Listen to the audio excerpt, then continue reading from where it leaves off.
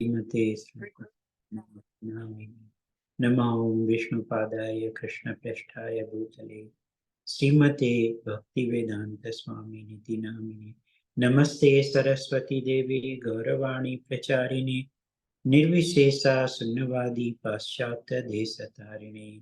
जय श्री कृष्ण चैतन्य प्रभु नित्यानंद श्री अद्वैत गदाधर श्रीवासादि गौर भक्तवृंद।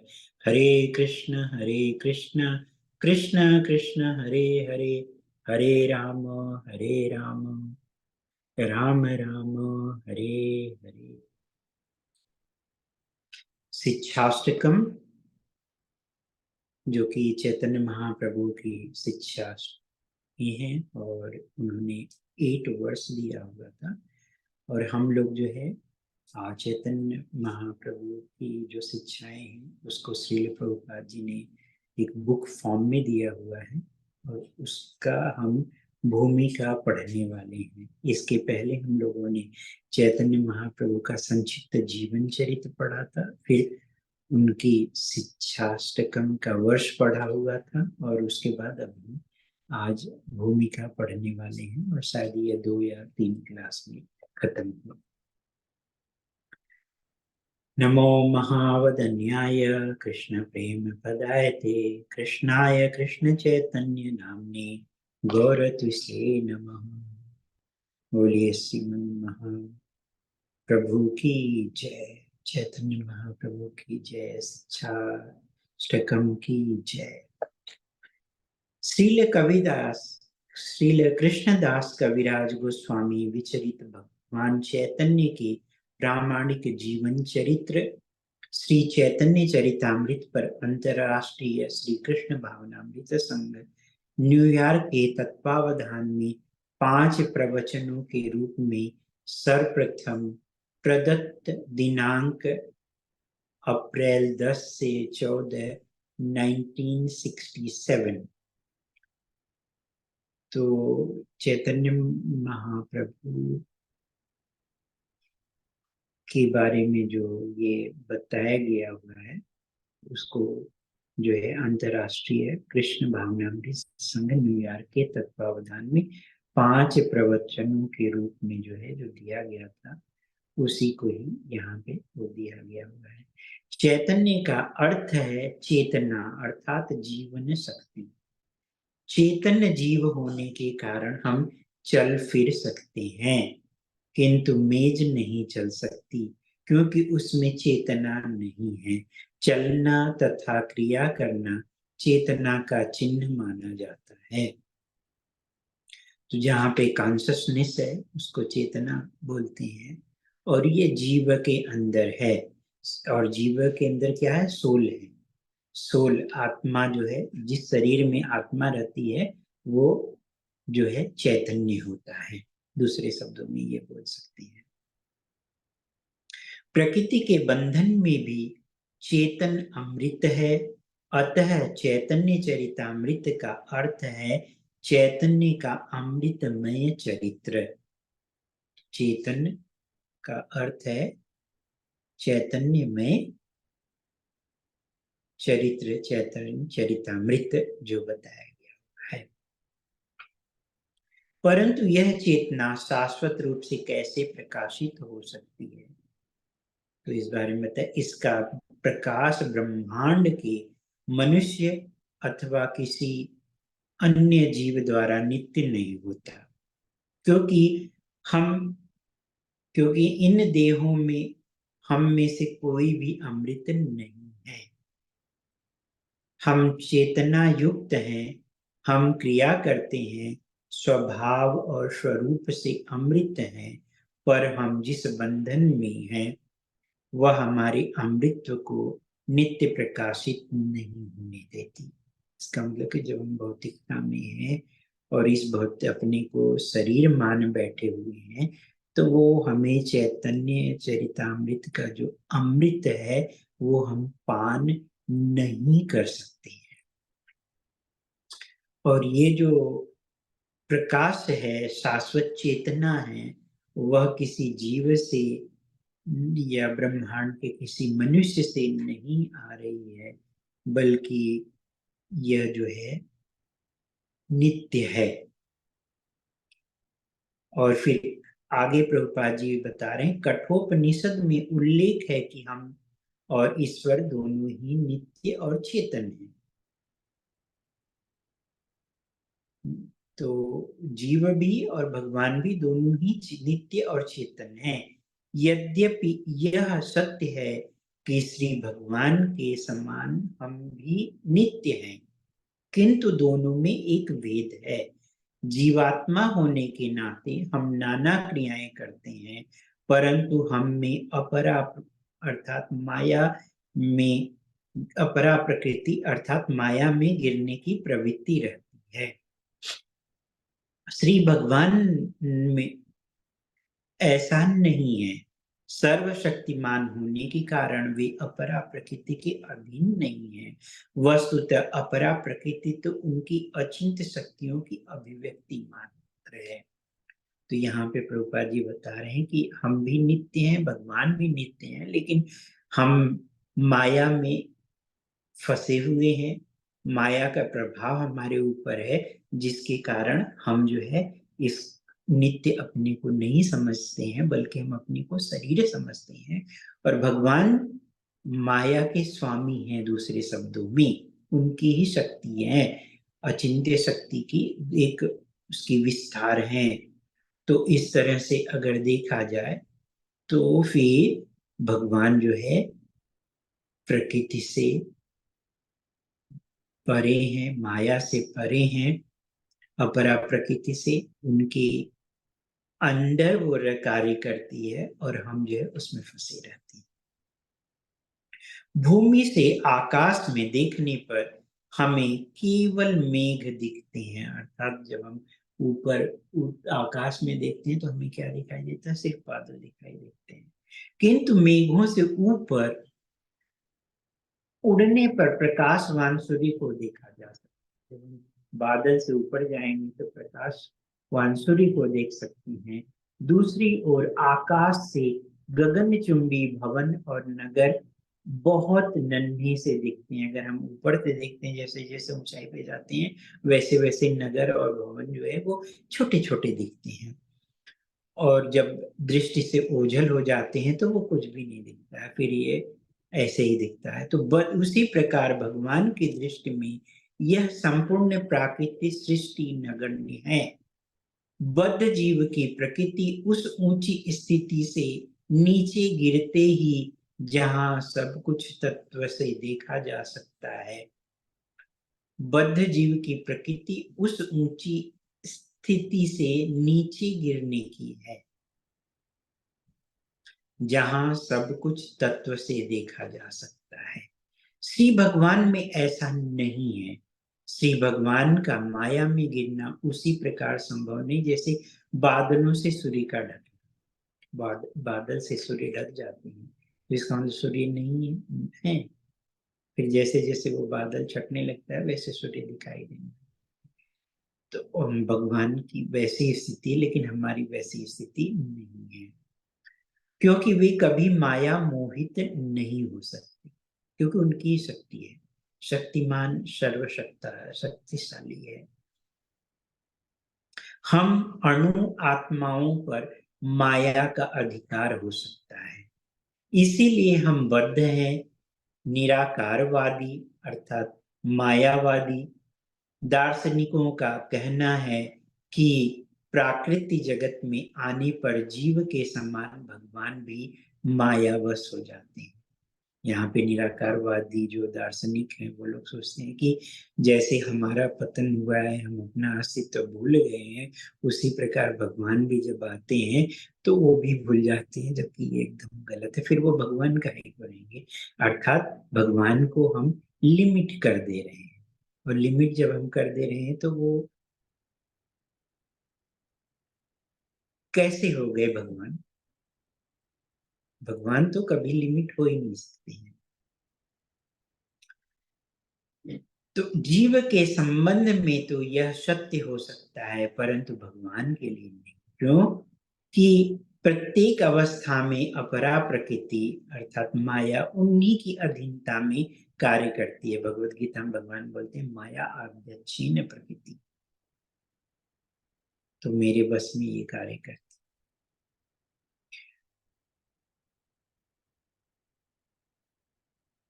परम ईश्वर भगवान श्री कृष्ण को भी भव बंधन के अधीन समझने वाले को भगवत गीता में भगवान स्वयं ने मूढ़ा कहा है। अवजानन्ति मां मूढ़ा, मूढ़ा मानुषी तनु आश्रितम, परम भावम जानन्तो मम भूत महेश्वरम। अर्थात जब मैं मनुष्य रूप में अवतरित होता हूँ, मूढ़ लोग अर्थात मूर्ख लोग मेरी अवहेलना करते हैं, उन्हें मेरे परम भाव एवं समस्त सृष्टि के ऊपर मेरी ईश्वरता का ज्ञान नहीं है। भगवद गीता के 9.11 में ये भगवान बता रहे हैं कि जब मनुष्य रूप में मैं आता हूँ तो जो मूढ़ है वो मेरी अवहेलना करते हैं और मेरे परम भाव एवं सृष्टि से ऊपर मेरी ईश्वरता का ज्ञान नहीं, क्योंकि वो माया में है, भगवान नहीं। वो जैसे आते हैं, जिस स्वरूप में आते हैं, चाहे वो किसी भी अवतार में हो, मत्स्य कूर्म में, या फिर जो है वाराह, या फिर नरसिंह, वामन, राम जी, भगवान कृष्ण, कोई अंतर नहीं। हमें श्री चैतन्य महाप्रभु को अपने समान नहीं समझना चाहिए। वे परम चेतन स्वयं श्री कृष्ण है, इस कारण माया के अधीन कभी नहीं। तो भगवान चैतन्य महाप्रभु को हमें कभी भी एक जीव के जैसा नहीं समझना चाहिए। वो हमेशा ही भगवान है, चाहे वो जैसे भी लीला कर। श्री चैतन्य महाप्रभु कृष्ण प्रेम का प्रचार करने को भी अवतीर्ण हुए थे। भाव यह है कि जीवों को कृष्ण प्राप्ति की सच्ची पद्धति की शिक्षा प्रदान करने वाले वे स्वयं कृष्ण हैं। वे अध्यापक की भूमिका में हैं। विद्यार्थी को सिखाने के लिए अध्यापक स्वयं लेखनी से लिखता हुआ कहता है, ऐसे लिखो क ख ग घ। इससे मूर्खतावश यह नहीं समझना चाहिए कि अध्यापक लिखना सीख रहा है। वे भक्त रूप में अवतीर्ण अवश्य हुए हैं, पर यह सदा स्मरण बनाना रखना चाहिए कि श्री कृष्ण चैतन्य महाप्रभु कृष्ण भावना भावित होने की शिक्षा देने वाले साक्षात भगवान श्री कृष्ण है। इसी दृष्टि से उन्हें समझना चाहिए। तो भगवान जो है एक भक्त के रूप में, चैतन्य महाप्रभु के रूप में, एक जो वास्तविक भक्ति का, शुद्ध भक्ति का जो ज्ञान है उसको देने के लिए अवतरित हुए थे, और हमें सिखाने के लिए। सिखाने का मतलब कि हमें बताने के लिए, अर्थात हमें एक टीचर के रूप में वो आए हैं। तो टीचर अगर क ख ग घ सिखा रहा है तो इसका मतलब ये नहीं कि टीचर सीख रहा है, बल्कि वो सिखा रहा है। तो इस तरह से हमें लेना है कि वो भगवान है और हमें बताने के लिए जो है वो अवतरित हुए थे।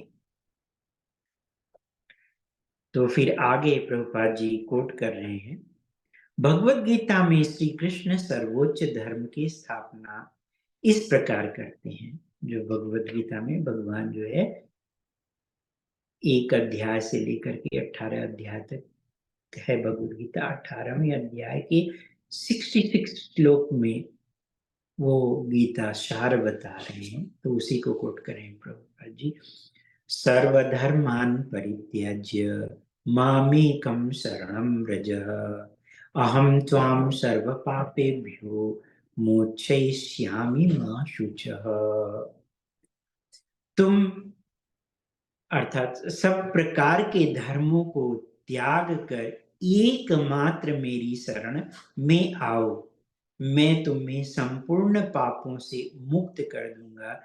तुम भय मत करो, अर्थात डरो मत, और मेरी शरण में आओ। जो भी तुम्हारे अलग अलग प्रकार के धर्म हैं, जो भी तुम्हारी भ्रांतियां, उस सबको छोड़ करके मेरी शरण में आओ, और मैं तुम्हें समस्त पापों से मुक्त कर दूंगा। और इस डरो मत, तो ये भगवान स्वयं बता रहे हैं, और कैसे उनकी शरण में जाया जाए इसके बारे में वो स्वयं जो है चैतन्य महाप्रभु के रूप में प्रकट हुए।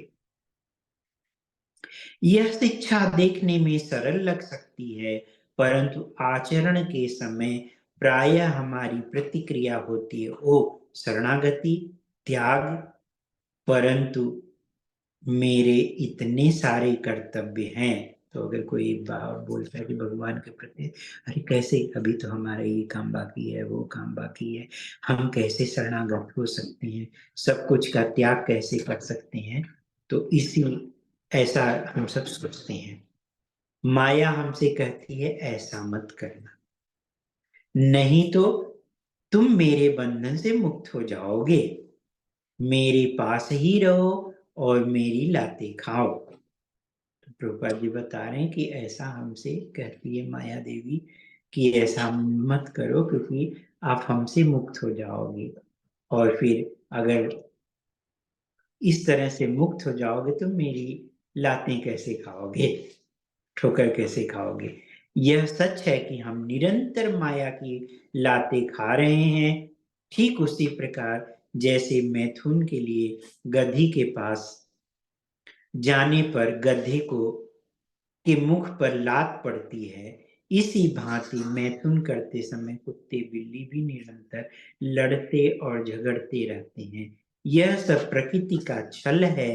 एक बड़ा हाथी तक वन में शिक्षित हथिनी की सहायता से गड्ढे में गिराकर पकड़ा जाता है। माया की अनेक क्रियाएं हैं, जिनमें से प्राकृतिक जगत में सबसे बड़ा पाश स्त्री है। अवश्य ही देखा जाए तो वास्तव में हम स्त्री अथवा पुरुष नहीं हैं, ये केवल देह रूपी बाहरी वस्त्र के संबोधन हैं। सच में तो हम सभी कृष्णदास हैं, परंतु बद्ध अवस्था में सुंदर स्त्री रूपी लौह पास में हम सब बध जाते हैं।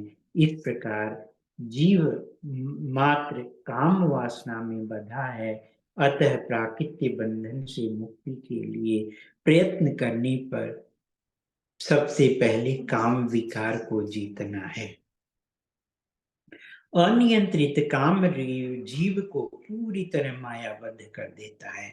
श्री चैतन्य महाप्रभु ने औपचारिक रूप से इस माया का परित्याग करके 24 वर्ष की अवस्था में परित्याग केवल 24 वर्ष की अवस्था में कर दिया था, जबकि उनकी पत्नी 16 वर्ष की थी और माता जो है 70 वर्ष की थी, एवं परिवार के एकमात्र पुरुष वे ही थे। सामान्य ब्राह्मण होने पर भी उन्होंने संन्यास ग्रहण करके पारिवारिक बंधन से अपने को मुक्त कर दिया।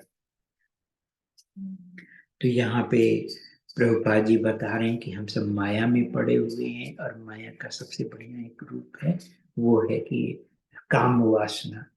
और एग्जाम्पल भी दे रहे हैं कि बड़े से बड़ा हाथी को भी अगर पकड़ना है तो हथिनी को ले आओ, और फिर उसके साथ वो पीछे पीछे चलता रहता है, और फिर उसको गड्ढे में गिरा सकते हैं। तो ऐसी स्थिति हम सबकी, हम सब इसी भवबंधन में डूबे हुए हैं, और इससे निकलना है हमें, इस काम वासना से। और इसके लिए चैतन्य महाप्रभु स्वयं अपनी लाइफ से सेट कर रहे हैं कि वो 24 वर्ष की अवस्था में उन्होंने संन्यास ग्रहण किया, और उनकी पत्नी जो है उस समय 16 वर्ष की थी, उनकी माता 70 वर्ष की थी। उसके बावजूद भी उन्होंने जो है ब्राह्मण परिवार में होते हुए भी उन्होंने जो है संन्यास ग्रहण करके जो है अपने को मुक्त कर दिया था पारिवारिक बंधन से। तो हमें इस पास में नहीं पड़ना है। दूसरे शब्दों में, यदि पूर्ण रूप से कृष्ण भावना भावित हो जाने की इच्छा हो तो माया बंधन को छोड़ना होगा। परंतु यदि माया के संसर्ग में रहना ही पड़े तो इस प्रकार रहना चाहिए कि माया मोहित न कर सके। परिवार का त्याग अनिवार्य नहीं है। श्री चैतन्य के अंतरंग भक्तों में से बहुत से गृहस्थ थे। वास्तव में त्याग तो करना है विषय भोग की रुचि। हमें विषय भोग की, जो इंद्रिय विषय प्रति जो भोग की लालसा है, उसके प्रति हमें अरुचि जागृत करनी है। श्रीमन महाप्रभु गौर सुंदर ने गृहस्थ आश्रम में नियंत्रित काम की छूट दी है, परंतु सन्यासियों के संबंध में वे अत्यंत दृढ़ नियमी थे। एक स्त्री से केवल बात करने पर उन्होंने छोटे हरिदास को जो है निर्वासित कर दिया। तात्पर्य यह है कि किसी एक मार्ग को ग्रहण करके दृढ़ता पूर्वक उसका सेवन करना चाहिए। साथ ही भक्ति की असफलता के लिए, भक्ति की सफलता के लिए सभी आवश्यक नियमों का पालन करना चाहिए। सारी जनता को भक्ति, कृष्ण भक्ति के मार्ग की शिक्षा प्रदान कर आध्यात्म अमृत प्राप्त करना श्री गौर सुंदर महाप्रभु का प्रयोजन है। तो प्रभुपाद जी बोल रहे हैं कि कृष्ण भावना भावित होने के लिए तो ये माया को छोड़ना होगा, परंतु माया का संसर्ग जो है में रहना भी पड़े, जैसे कि परिवार में, तो भी कोई बात नहीं है। हमें इस प्रकार रहना चाहिए जिससे कि माया मोहित न कर सके। तो हमें भगवान के नाम का जप, मंगला आरती, फिर उनके पूजा, फिर भगवत कथा, ये सब जब हम परिवार के साथ मिल बैठ करके सुनते हैं, करते हैं, तो फिर कोई दिक्कत नहीं है। तब तो वो जगह जो है वैकुंठ धाम बन जाता है। तो परिवार का त्याग करना अनिवार्य नहीं है, बल्कि हमें विषय भोग के प्रति अरुचि जागृत करना है। तो हमें विषय भोग का त्याग करना है। और महाप्रभु जो है, चैतन्य महाप्रभु गृहस्थों के लिए थोड़ी छूट दी है रेगुलेटेड वे में, लेकिन जो सन्यासी है उनके लिए वो दृढ़ ही है। और फिर वो एक एग्जाम्पल दे रहे हैं कि किसी के साथ बात करने से जो है हरिदास ठाकुर का उन्होंने परित्याग कर दिया था। तो महाप्रभु की जो शिक्षाएं हैं वो यही है कि हमें भगवान की भक्ति में लगना है और आध्यात्म अमृत प्राप्त करना है, और चैतन्य महाप्रभु का यही प्रयोजन है। फिर आगे प्रभुपाद जी बता रहे हैं, श्री चैतन्य चरितामृत में हमें श्री चैतन्य ने लोगों को अमृत प्राप्त करने के लिए जो शिक्षा दी है, उससे उसका ज्ञान होता है। अतः शीर्षक का ठीक ठीक अर्थ है चेतना का अमृतत्व।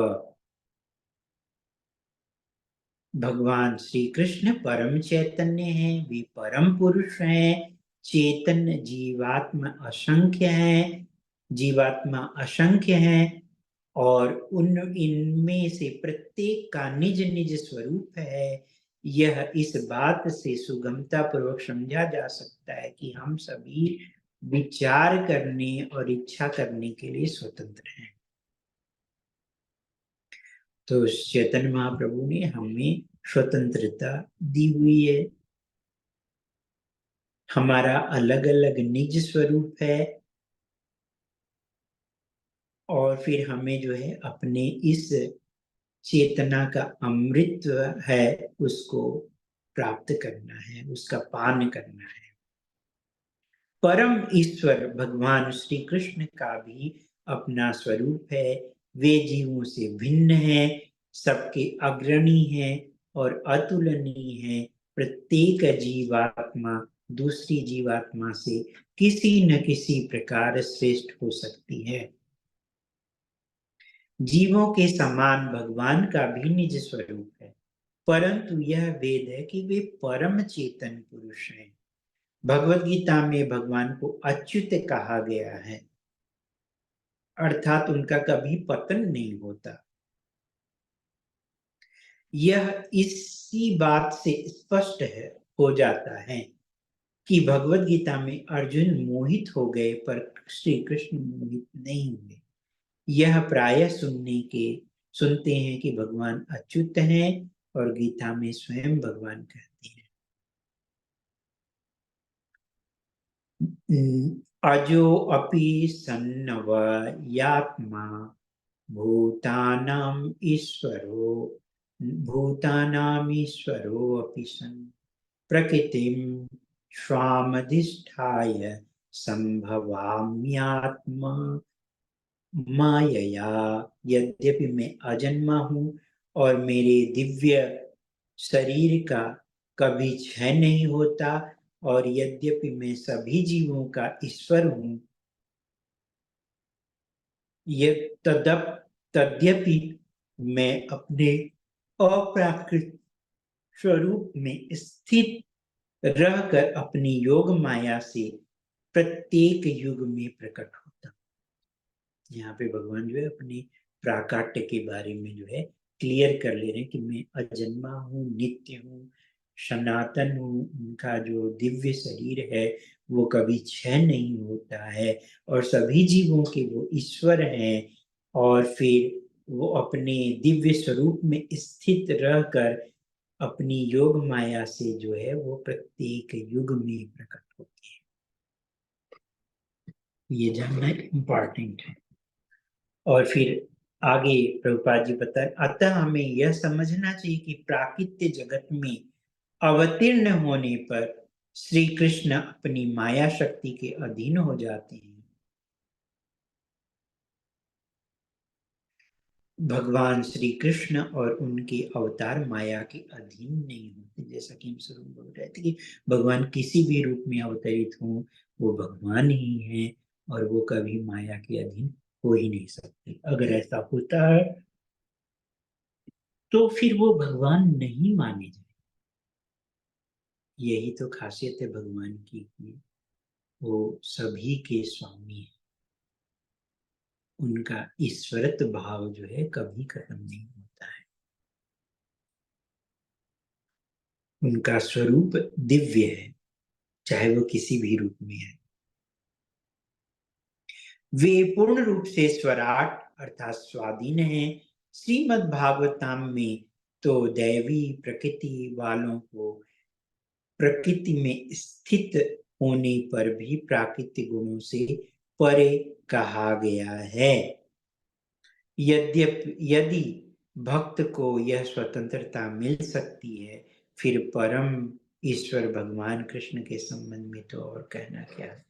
तो भागवतम में बताया गया हुआ कि जो दैवी प्रकृति अर्थात भगवान की भक्ति में स्थिर रहता है, वह जो है जो प्राकृतिक गुणों से परे है, वह दिव्यता में स्थिर रहता है। तो भगवत इस भौतिक जगत में रहते हुए भी वह जो है मुक्त है, उसको स्वतंत्रता मिली हुई है। तो भगवान के बारे में क्या कहना जब उनका भक्त ऐसा है। तो वास्तविक प्रश्न यह है कि प्राकृतिक जगत में रहते हुए भी हम प्राकृतिक विकारों से मुक्त कैसे हो सकते हैं।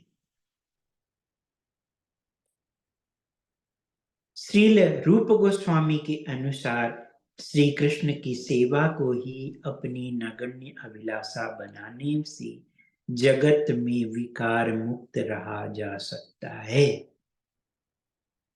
मतलब भगवान कृष्ण की भक्ति करके उसी को ही अपनी अनन्य अभिलाषा, मतलब और कोई अन्य अभिलाषा नहीं, सिर्फ भगवान की भक्ति की ही इच्छा हो, तो हम इस जगत में जितने भी विकार हैं उससे मुक्त हो सकते हैं। इस पर जिज्ञासा होती है, मैं सेवा किस प्रकार कर सकता हूँ। स्पष्ट है कि वह यह ध्यान रूपी मानसिक क्रिया का विषय नहीं, वरन आचरण का विषय है कि किस तरह से हम कैसे पालन करें कि हम जो है इस स्टेज पे आए। श्री कृष्ण के में सेवा में अनुराग श्री कृष्ण की सेवा करने से ही होता है, अर्थात उनके प्रति जो है सेवा का भाव उत्पन्न होने से ही होता है। ऐसी सेवा में समूचे पदार्थों का उपयोग करना चाहिए। जो कुछ भी है, जो कुछ हमारा है, सब कुछ कृष्ण की सेवा में लगाना चाहिए। तो यहाँ पे जो कुछ भी है वो सब भगवान की सेवा में ही लगाना, वही ही अनुराग उत्पन्न करना है। ये सबसे बड़ी महत्वपूर्ण बात है कि जो कुछ भी है वो सब कुछ भगवान का ही दिया हुआ है और उसे हमें भगवान की ही सेवा में लगाना है। यही बात सबसे अत्यंत गोपनीय है। तो आगे प्रभुपाद जी बता रहे हैं कि क्या क्या सेवा में लगा सकते हैं। इस प्रकार टंकण यंत्र यानी कि टाइपराइटर, वाहन, वायुयान, अस्त्र आदि सब पदार्थों का सदुपयोग किया जा सकता है। लोगों में श्री कृष्ण भक्ति की चर्चा करना भी एक प्रकार की सेवा है। यह विधि इस विधि से यदि हमारे मन, इंद्रियां, वाणी, धन और सारी शक्ति श्री कृष्ण की सेवा में संलग्न है, तो फिर हमारी स्थिति प्राकृतिक जगत में नहीं है, मतलब दिव्यता में स्थिर है। श्री कृष्ण भावनामृत की महिमा से हम माया से परे हो जाते हैं। यह तथ्य है कि श्री कृष्ण उनके अंश और उनके सेवक भक्त माया में स्थित नहीं है, यद्यपि अल्पज्ञ लोग ऐसा समझते हैं। तो भगवान की सेवा कैसे की जाए इस बारे में बताया गया हुआ है। और इसी बारे में भक्ति विनोद ठाकुर एक भजन भी लिखते हैं, मानस देह गेह जे कुछ मोर अर्पिल तू अपदे नंद किशोर। हे नंद किशोर, मैंने अपना मन, शरीर, घर और जो कुछ भी है बाई प्रोडक्ट, बच्चे, पत्नी, वो सभी कुछ जो है, वो सब कुछ जो है मैंने आपके चरणों में अर्पित कर दिया है। संपदे विपदे जीवने मरणे दाय मम गेला तुआ ओ पद वरणे। तो अब मेरा सुख दुख जन्म मरण का दायित्व समाप्त हो गया है। मैंने आपके चरण कमलों का वर्ण कर लिया है, अर्थात मैं एक निष्ठ भाव से आपके प्रति समर्पण हो गया। मारी बे राखी बे जो इच्छा तो हार, नित्य दास प्रति तू अधिकार। आप हमको, आपको पूरा अधिकार है कि आप हम चाहें तो इस दास को मार डालिए या जीवित रखिए, जैसी आपकी इच्छा वैसे ही रखिए। जन्माऊ बे मोहे इच्छा यदि तोर, भक्त गृहे जानी जन्म हऊ मोर। तो अगर आपकी इच्छा है कि मुझे जन्म भी देते हैं, पुनर्जन्म भी मिलता है, तो फिर आप हमें जो है ऐसी कृपा करिए कि जिससे कि मेरा जन्म भक्त के घर में हो। तो ये भक्त गृह जनी जन्म हो मोर, ऐसी हमारी इच्छा है ताकि हम आपसे ही जुड़े रहें। कीट जन्म हऊ यथा तू दास, बहिर्मुखी ब्रह्म जन्म नहीं आस। अगर मुझे कीट का भी योनि मिलता है तो आप भक्त के रूप में ही हो, लेकिन अगर आपसे दूर हूँ, बहिर्मुख हूँ, तो फिर ब्रह्मा का जन्म लेकर के भी मुझे कोई अन्य अभिलाषा नहीं मिलेगा। भुक्ति मुक्ति स्पृहा विहीन ये भक्त, लभई ते ताक संग अनुरक्त। तो हे प्रभु, आपकी कृपा से भुक्ति मुक्ति रूपी कपटता से रहित होकर शुद्ध भक्तों के श्री चरणों में मेरा मन लगा रहे, अनुरक्त रहे, जो है यही। जनक जननी दयित तनय, प्रभु गुरुपति तहु सर्व में। अर्थात आप ही मेरी माता हो, पिता हो, प्रिय हो, पुत्र हो, प्रभु हो, गुरु हो तथा पति, सब कुछ आप ही हो और आपके सिवाय और कोई नहीं है। भक्ति विनोद कहे सुन कान, राधा नाथ तू हमारे प्राण। तो भक्ति विनोद ठाकुर कहते हैं कि हे राधा नाथ, आप ही मेरे प्राण हो। इस तरह से हम जो है अब दिव्यता में स्थिर रह सकते। तो श्री चैतन्य चरितामृत में हमें शिक्षा मिलती है कि आत्मा अमृत है तथा वैकुंठ जगत में उसकी क्रियाएं भी अमृत होती हैं। पर तत्व को निर्विशेष तथा निराकार मानने वाले मायावादी कहते हैं कि आत्मज्ञानी जीव के लिए बोलना अनावश्यक है, किंतु कृष्ण भक्त वैष्णवों के मतानुसार भगवत प्राप्ति हो जाने पर ही यथार्थ बोलना प्रारंभ होता है। अर्थात जो भगवत भक्ति प्राप्त कर लेता है तो वही वास्तव में बोलता है। जो कि मायावादी और निर्विशेषवादी ये लोग बोलते हैं निराकार ब्रह्म को मानने वाले जो है वो लोग कहते हैं कि हमें बोलने की जरूरत नहीं है।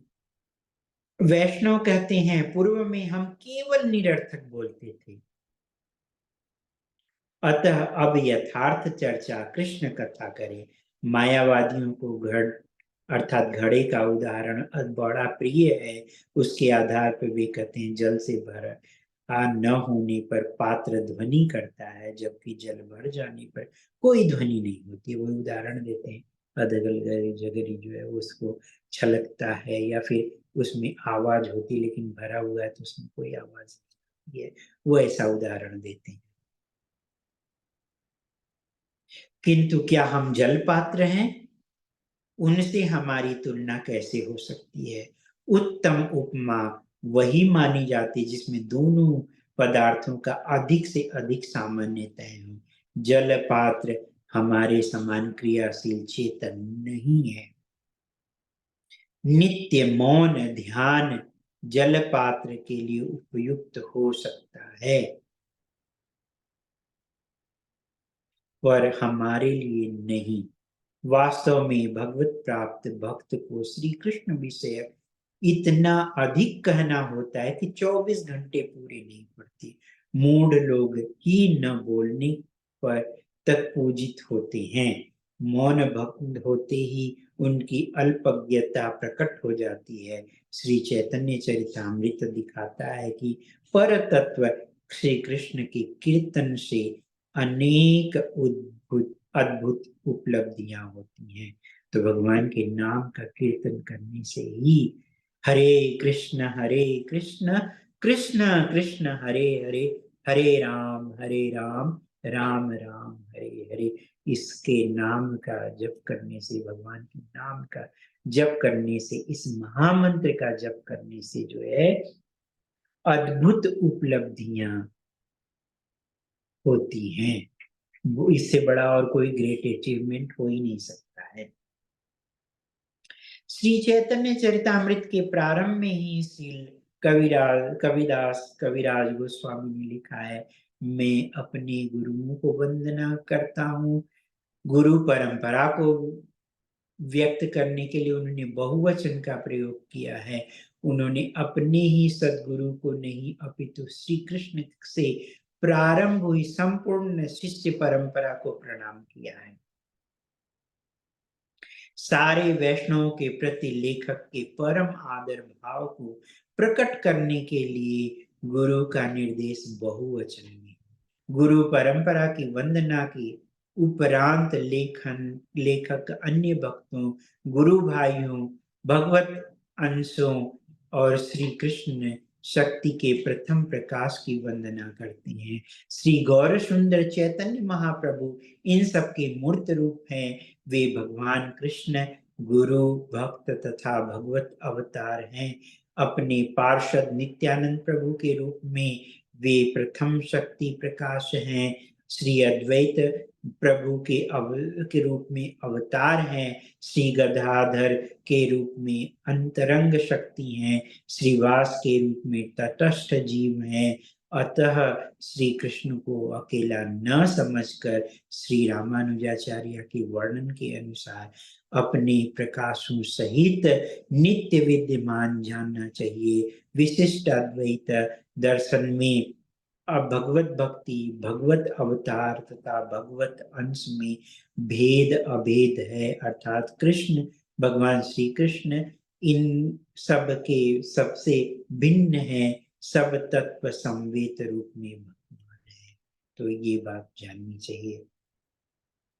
वास्तव में श्री चैतन्य चरितामृत आरंभकर्ताओं के लिए नहीं है, यह तो भागवत धर्म का स्नातकोत्तर ग्रंथ है। इसलिए क्योंकि भगवत गीता से हमें ज्ञान मिलता है, वो जानना पड़ेगा कि मैं कौन हूँ, मैं शरीर नहीं आत्मा हूँ, आत्मा का पहचान क्या है, अपने स्वरूप में आना है। वही भगवान ने बोला हुआ है कि सब कुछ छोड़ करके मेरी शरण में आओ, डरो मैं तुमको सभी प्रकार की पापों से मुक्त कर दूंगा। और फिर उसको जानने के लिए श्रीमद् भागवतम है, और भागवतम में कृष्ण प्रेम कैसे हो उत्पन्न हो उस बारे में बताया गया हुआ है। और उससे ऊपर जो है चैतन्य चरितामृत है, जिसको कि प्रभुपाद जी स्नातकोत्तर बता रहे हैं। आदर्श रूप में भगवत गीता से आरंभ होकर श्रीमद् भागवतम में प्रगति करके ही श्री चैतन्य चरितामृत का आस्वादन करना चाहिए।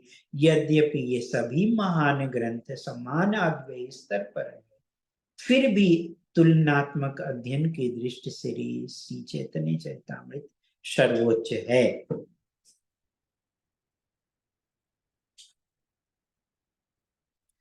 उसका एक एक छंद संसिद्धि पूर्ण है अपने आप में। वहां श्री गौर सुंदर चैतन्य देव और श्री नित्यानंद प्रभु को सूर्य चंद्रमा की उपाधि दी गई है। वे प्राकृत जगत के अंधकार का विनाश करते हैं। इस तरह सूर्य चंद्रमा का एक साथ उदय हुआ श्री चैतन्य महाप्रभु और श्री नित्यानंद प्रभु की साथ ही साथ वंदना करनी चाहिए। जय श्री कृष्ण चैतन्य प्रभु नित्यानंद श्री अद्वैत गदाधर श्रीवासादि गौरभक्त। तो इस तरह से हमें जो है भगवान की सेवा में लगनी। यहीं पे स्टॉप कर रहे हैं। अगली बार हम जो है डिटेल्स में हम पढ़ेंगे, मतलब आगे पढ़ेंगे डिटेल में। तो श्री चैतन्य महाप्रभु की जय, श्री शिक्षाष्टकम की जय, श्री चैतन्य महाप्रभु की शिक्षाओं की जय, जगत गुरु श्रील प्रभुपाद की जय। वांछा कल्पतरुभ्यश्च कृपा सिंधुभ्येव च पतितानां पावनेभ्यो वैष्णवेभ्यो अनंत कोटि वैष्णव वृंद की जय। जगत गुरु श्रील प्रभुपाद की जय।